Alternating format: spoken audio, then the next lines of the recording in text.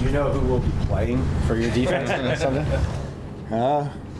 They'll be wearing blue helmets. I know that. So yeah, I mean, we'll see. It's a little funky right now. Who's up at corner if Adoree and Robinson are out? We'll find out more today. But so.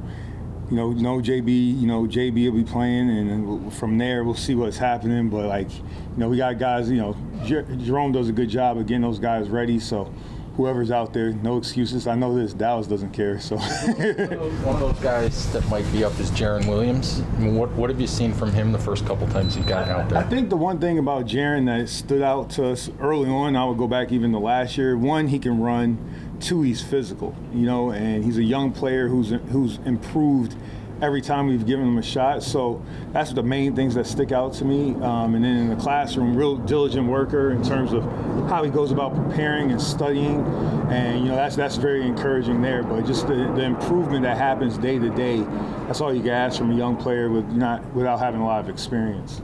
Now, normally you would probably move Julian to an empty spot where you need help, but you have like 3 or 4 of those spots. I mean, he can only go to one. How do you decide where to play Julian in a situation like this? Well, the thing, Julian, the benefit of having Julian, aside from being a great person, good worker, and generally a good football player, is the fact that he could play a bunch of different spots. And, he's a jack of all trades. He's played safety, he's played corner, he's played sub linebacker. So really it's about figuring it out, really today, using today's practice to kind of figure it out. Kind of got an idea as we go into it for practice today, but you never know what curveball you're going to be thrown, and we got to adjust, and that's luckily we've been trained to do that, and we just got I can see some more adjustments coming about.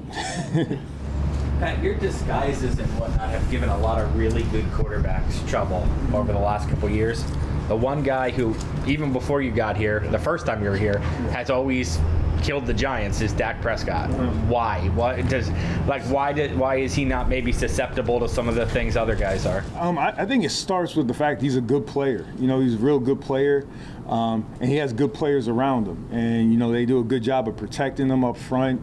The main thing when you think about Dallas, in my mind, no matter what the numbers are, at any given point of the year or what year it is, and I think it comes from ownership, definitely comes from the head coaches over the last few years, and I know with Mike, it starts with the run game and their commitment to the run game. And you can see the commitment through just the economics of how their team is set up, whether it's Zeke, whether it's Pollard, who's a very good player, they're lucky to have him as a number 2. Again, most teams he would be a number 1. I could see that. The commitment to the offensive line. I think that it starts there, him being a good player and having a lot of weapons around him. And he's a pretty smart player. You can see him the combination of Kellen just getting him, the opportunity to really, the offense runs through the quarterback. You can see all the checks that get made at the line of scrimmage, whether it's, seeing blitz, checking the screen, whether you see the check with me run game that they implement. He's got complete control of the offense, and I think he's earned the right to be in that in terms of that elite status, in terms of how he's able to execute. And so that's what you really see from him. But I hope it's not just us he gives problems. This guy's been pretty good. But, so we got to see what we can do Sunday. What do you take from that Chargers game? The Chargers game, there's a lot of things there from that game. One, we got to do a better job fundamentally. We got to do a better job tackling, defending the deep part of the field, stuff we talk about all the time. I think, we could talk about the fight and all that stuff. Guys fought hard. Second half came out, played hard. We just, the bottom line is this: we got to execute better. As a coach, myself, I got to execute better. The players got to execute better, and thankfully, all our guys know that. All the coaches know that. So, when you lose a game, usually it comes down to execution.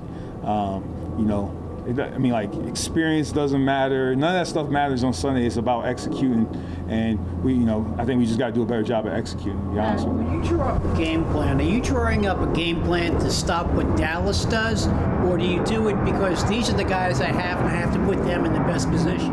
I think you got to take both into consideration. Obviously, you want to stop what they do best and try to make them beat you left-handed. That's a big part of the philosophy, but also you don't want to go too far outside the box or outside the framework of what guys can do. So I think it's a balancing act right there in terms of when you go into the game plan. As a defensive coach, Pat, can you appreciate a Micah Parsons? Yeah, I mean, we knew Micah in terms of just watching him on his college tape. I mean, he's a very active player. I haven't watched a lot of. I mean, I've seen crossover tape. I mean, he's being disruptive in the pass rush. He's being disruptive in the run game.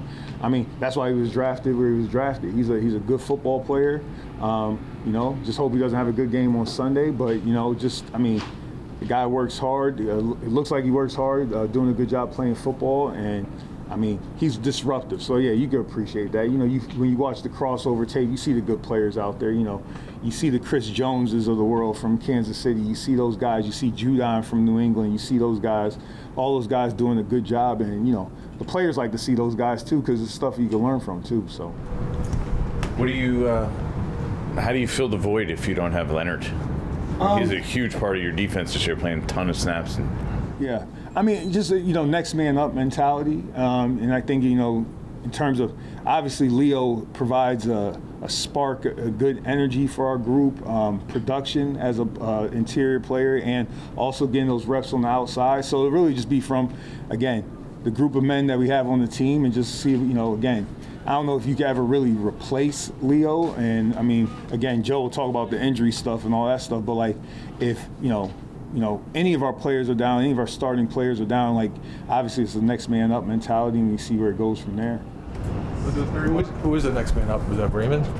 I mean, like, it's a combination of guys, So the thing about Leo is he plays so many different spots. If you watch, when you watch the tape, he's on the edge, he's on the inside. So like it could be supplemented by a bunch of guys. So like whether it's Raymond, Q, Aziz, based on what the situation is, it could vary. It could vary. What makes Julian Love a leader? It seems like he's kind of growing a little bit into that role on your defense. I think guys respect the fact, one, his intelligence, and I'm not just saying because of the Notre Dame thing or anything like that, but just his intelligence as a football player.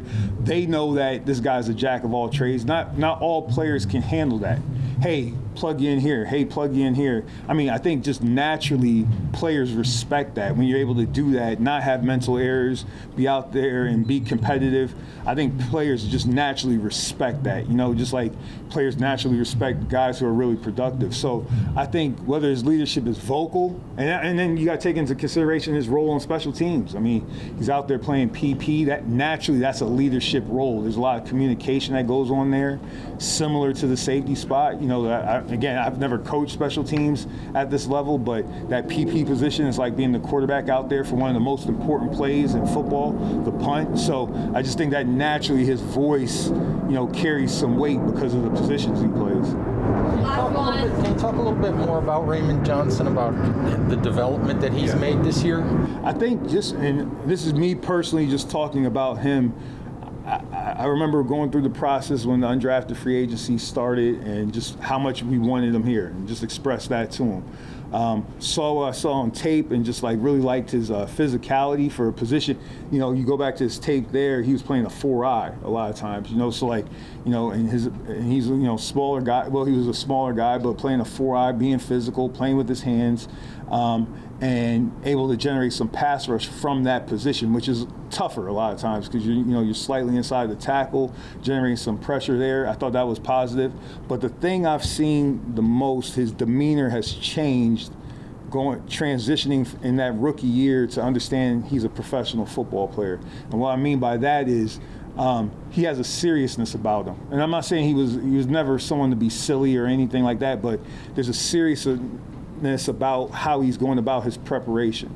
Again, I don't go through the day-to-day with him in terms of how he's taking care of his body, but the mental prep, again, the demeanor in the meetings, that you could definitely see a growth there, and that's always encouraging because, again, I always try to explain to the players, like once you get to this level, you don't have to worry about class. Most of these guys aren't married or have kids. I'm like, you don't have to worry about that. All you really got to worry about is football. I said, so like if you want to set yourself up, to be the best football player you could be, set yourself up for life, let's just focus on that right now, because there's going to be plenty of distractions out there, We live here in New York City. There's a bunch of distractions everywhere. I'm like, just focus on that. And again, you could just see his demeanor and how he's going about it. I'm real encouraged by that.